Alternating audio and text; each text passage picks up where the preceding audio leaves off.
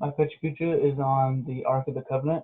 I decided to do this because it's something that's shrouded in a lot of mystery. Along with that, there's even claims nowadays that it's been found, and I just want to follow it throughout the history of the Jewish people to see where it ended up.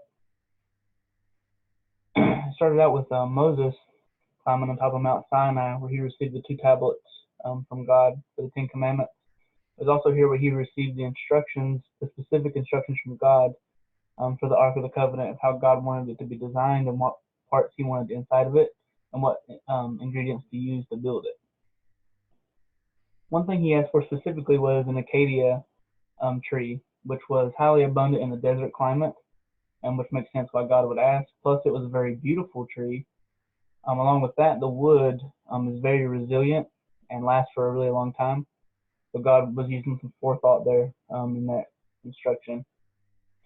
Some specific measurements for the Ark of the Covenant was the Bible describes it as being 2.5 cubits long, 1.5 cubits wide, and 1.5 cubits high, which converted that into inches is 48 inches long, 27 inches wide, and 27 inches high, which may be a little smaller than what we think about.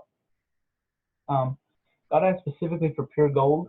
Pure gold is mentioned 416 times in the Bible, so God really shows that he likes it, and a good reason for that is because God is pure, so it makes sense that he would want to use the gold. He wanted it laced in gold, and he wanted 4 gold rings placed inside of the ark at the corners.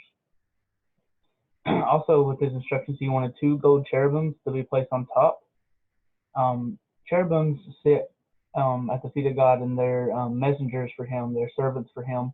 And we even find in Isaiah that Isaiah in chapter 4 has a experience with one of these creatures. God also asked for there to be 4 poles so the ark could be carried without actually touching the ark itself. These are also made out of the acacia wood because they're very resilient wood. And either the Israelites or certain priests were the ones that were carrying the ark. Another instruction God wanted was to be right in the middle of the 2 cherubims. He wanted there to be what's called a mercy seat. And God says himself that he will come down on this mercy seat, and that's where he will talk to the children of Israel and instruct them on where to go next and how to accomplish their mission.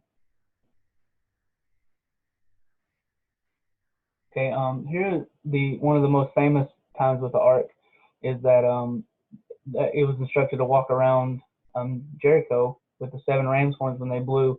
They also had the ark the entire time while they were walking around it, and this is what gave the ark the presence of being in battle, to be prominent in battle for them, be something that sways the tide. The ark ends up at a tabernacle in a town called Shiloh. This is where eventually it rests here for quite some time, and this is where they kind of have it, and it's comfortable for them before they engage in another big war with Babylon. They get into a fight with Babylon, and the Israelites are extremely outnumbered. They're fighting and they're losing the battle pretty badly. It says that the Bible says that almost around 4,000 people were actually killed during this battle. So they were frightened, ready to retreat, and ready to give up. They actually send somebody back to the city of Shiloh to say, hey, we really need the ark, because if we bring the ark, it'll sway the battle. Now, in the Battle of Jericho, God instructed specifically that the ark be carried around the walls. But in this battle, God did not instruct it. But they thought if they brought the presence of God to the battlefield, it would turn the tide. The Philistines end up winning the battle, taking the ark. They bring the ark back to a temple of Dagon, which is a god that they worship. But in the morning they find that the statue of Dagon has fallen over, while the Ark of the Covenant has not, which is God representing that he doesn't need human hands to lift him up. So they carry the ark around. They move the ark because there's a plague that starts happening, and they're trying to figure out if the plague is because of the ark or if it's just a coincidence. So they start moving it around and find out that everywhere that the ark goes, there's a plague. So they put the ark back on a cart because they don't even want to touch it, with golden rats, and 2 cows carry the ark back to them because they don't want to touch it. Eventually, King David actually captures the ark, and one of the most famous stories of his time was when King David danced so fervorously that he actually lost all of his clothing. This is the ark being returned to the people, and to the people of to the Jewish nation. To them, it represented God's presence being back with them, because they were able to take it back to their capital. After David dies, King Solomon finally builds his temple.